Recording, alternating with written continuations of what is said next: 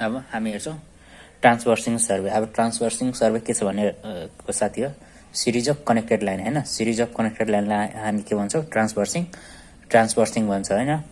अब transverse survey चाहिँ कति टाइपको छ, जम्मा 4 टाइपको छ। एउटा चेन ट्रान्सभर्सिङ छ होइन, कम्पास ट्रान्सभर्सिङ छ, र एउटा थेरोलाइट ट्रान्सभर्सिङ छ होइन, एउटा प्लेन टेबल ट्रान्सभर्सिङ छ। र सुरुमा चाहिँ हामी यहाँ चेन ट्रान्सभर्सिङ हेर्छौँ। चेन ट्रान्सभर्सिङ भनेको के हो साथी हो भने, linear measurement with the help of chain होइन, linear measurement with the help of chain is called chain transversing. यो ट्रान्सभर्सिङ ओपन ट्रान्सभर्सिङ पनि हुनसक्छ होइन, क्लोज ट्रान्सभर्स पनि हुनसक्छ होइन, क्लोज ट्रान्सभर्स पनि हुनसक्छ र ओपन। जस्तो यो एउटा प्रोफाइल छ होइन, अब यो प्रोफाइललाई लिएर हामीलाई एउटा सिट ड्र गर्नु छ होइन, सिटमा ड्र गर्नु छ भने अब पहिला हामी के गर्छौँ, चेन लाइन फिक्स गर्छौँ, एबिसिडी चेन लाइन फिक्स गर्छौँ होइन। अनि त्यसपछि यो अफसेट अनि एबिसिडी अफसेट लिएर चाहिँ यो प्रोफाइल चाहिँ हामी के गर्छौँ, ड्र गर्छौँ साथी हो। अब ए र बी छैन, बी र ए र बी र बी र ए र डी छ होइन। अब यसको बिचको एङ्गल हामीलाई फाइन्ड गर्नु छ भने हामी के गर्छौँ साथी हो, पहिला ए र टी को डिस्टेन्स लिन्छौँ र होइन, ए र एटी ड्यासको डिस्टेन्स लिन्छौँ र टी र टी को के भन्छ डिस्टेन्स लिन्छौँ होइन। अनि त्यसपछि के गर्छौँ, हामी कुनै दुईटा साइडको रेफरेन्स लिएर होइन हामी के गर्छ, यो एङ्गल फाइन्ड गर्छौँ होइन। त्यसलाई नि हामी अनि विथ द यो चाहिँ चेन ट्रान्सभर्सिङले चाहिँ हामी लिनियर मेजरमेन्ट मात्र गर्छ यसमा, त एङ्गुलर मेजरमेन्ट गर्दैन होइन। त्यसैले यसलाई चाहिँ हामी यो चेनको सहायताले नै होइन यो एङ्गल फाइन्ड गरेको, त्यसैले यसलाई चाहिँ चेन एङ्गल पनि भनिन्छ साथी हो। र यो चेन ट्रान्सभर्सिङ हामी चाहिँ चेनको युजले मात्र फाइन्ड गरेको होइन, त्यसैले यसलाई चाहिँ चेन ट्रान्सभर्सिङ भनेको छ साथी हो। अब हामी हेर्छौँ कम्पास ट्रान्सभर्सिङ हेर्छौँ साथी हो। कम्पास ट्रान्सभर्सिङ भनेको के हो होइन, हामी कुनै transversing with the help of compass मात्र गर्छौँ होइन, त्यसलाई चाहिँ हामी के भन्छौँ, कम्पास ट्रान्सभर्सिङ भन्छौँ होइन। अब यसमा चाहिँ एङ्गुलर मेजरमेन्टको लागि हामी चाहिँ के गर्छौँ, कम्पास युज गर्छौँ होइन। अनि लिनियर मेजरमेन्ट होइन बिट्विन टु स्टेसनको लागि हामी चेन र टेप युज गर्छौँ, चेन वा टेप युज गर्छ होइन। अब यहाँ के छ भने होइन, अब हामी यहाँ कम्पास युज गरेको छ अनि यो क्लोज ट्रान्सभर्स होइन, यो कम्पास युज गरेको छ अनि यसमा चाहिँ हरेक स्टेसनमा चाहिँ हामीलाई बेरिङ फाइन्ड गर्नुपर्छ with the help of compass. अनि यो चाहिँ लुज निडल मेथड पनि यसलाई भन्छ, हामी चाहिँ लुज निडल मेथड पनि भन्छ यसलाई। र एङ्गल हरेक स्टेसनको एङ्गल चाहिँ हामी केले कम्पासले फाइन्ड गर्छौँ र यसको डिस्टेन्स चाहिँ केले चेन र टेपले फाइन्ड गर्छ साथी हो। अनि बेरिङ चाहिँ हरेक स्टेसनमा फाइन्ड गर्छौँ। अब यहाँ हामी थेरोलाइट ट्रान्सभर्सिङ हेरिरहेको छ साथी हो होइन।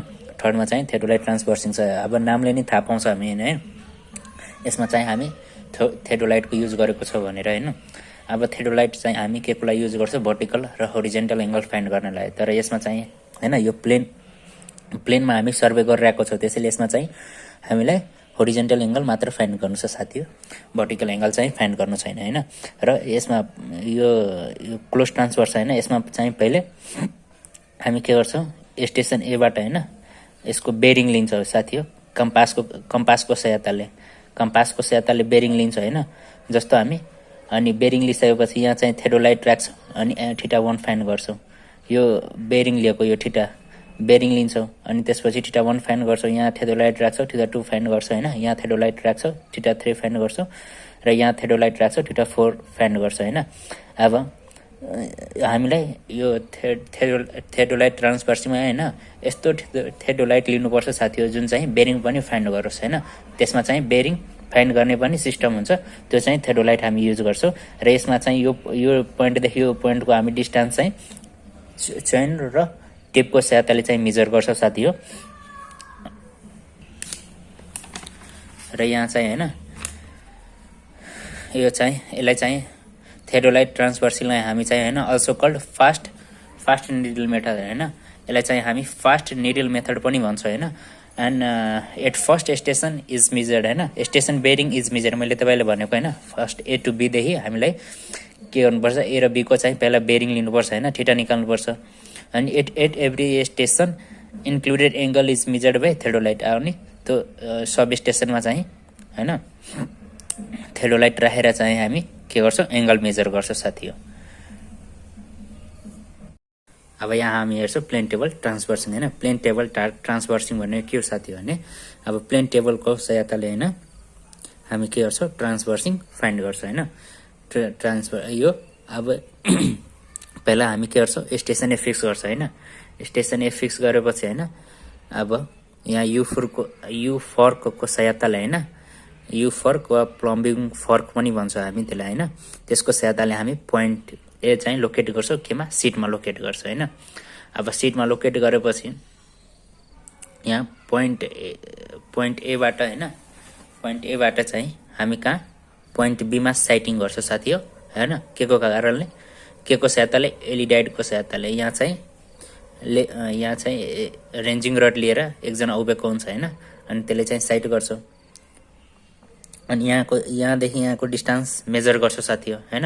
अनि त्यसलाई चाहिँ स्केलिङ गरेर होइन स्केलिङ गरेर हामी यहाँ चाहिँ यो सिटमा चाहिँ हामी लोकेट गरिदिन्छौँ बी पोइन्ट चाहिँ लोकेट गरिदिन्छ होइन।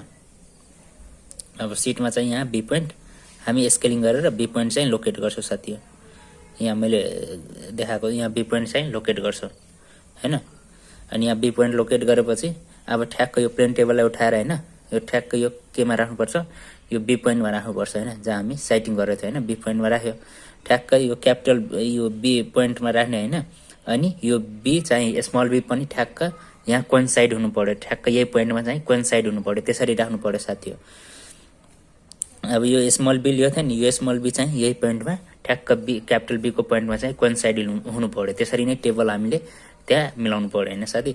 अब यहाँ मिलाइसकेपछि यहाँ पोइन्ट ए त हामी मार्क गरिसकेको थियो होइन।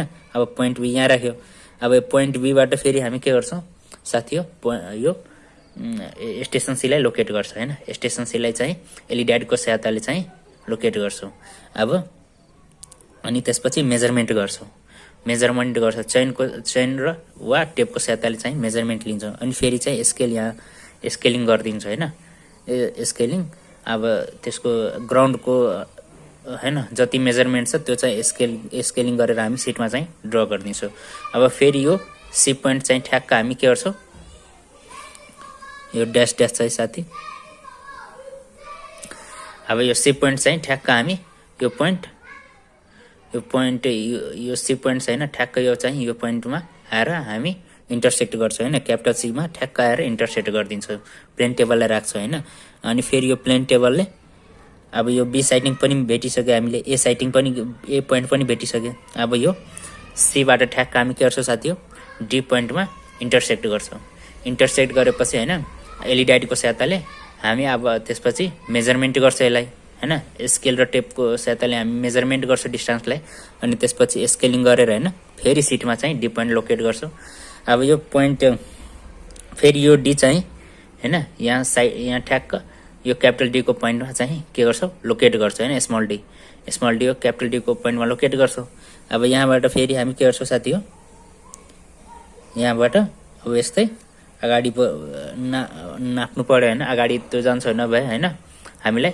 अब यहाँबाट डी पोइन्ट पनि भेटिसक्यो होइन ए पनि भेटिसक्यो होइन नभए अब यहाँबाट ए चाहिँ साइटिङ गर्छौँ। यहाँबाट ए साइटिङ गरेपछि हामीले यो पोइन्ट पनि पाउँछौँ होइन। अनि यसरी नै हामी के गर्छौँ प्लेन टेबलको सहायताले हामी ट्रान्सभर्सिङ गरेछौँ होइन। त्यसैले यसलाई चाहिँ प्लेन टेबल ट्रान्सभर्सिङ भन्छ साथी हो। अनि plane table is place at every station हामीलाई हरेक स्टेसनमा चाहिँ प्लेन टेबल होइन प्लेस गर्नुपर्छ। अनि एलिडाइड हामी युज गरेछौँ यसमा प्लेन टेबलमा चाहिँ के युज गरेछौँ एलिडाइड इन्स्ट्रुमेन्ट युज गरेछौँ होइन फोर साइटिङको लागि। त्यसैले यसलाई चाहिँ प्लेन टेबल ट्रान्सभर्सिङ भन्छ साथी हो। हामी 4वटा टाइप हेऱ्यो होइन यसमा मेथड अफ ट्रान्सभर्सिङमा 4वटा टाइप हेरिसक्यो अहिलेसम्म होइन। होप तपाईँ बुझ्नुभयो होला होइन। यदि मन पर्यो भने साथी हो लाइक गर्नु सब्सक्राइब गर्नु होइन सेयर गर्नु। धन्यवाद साथी।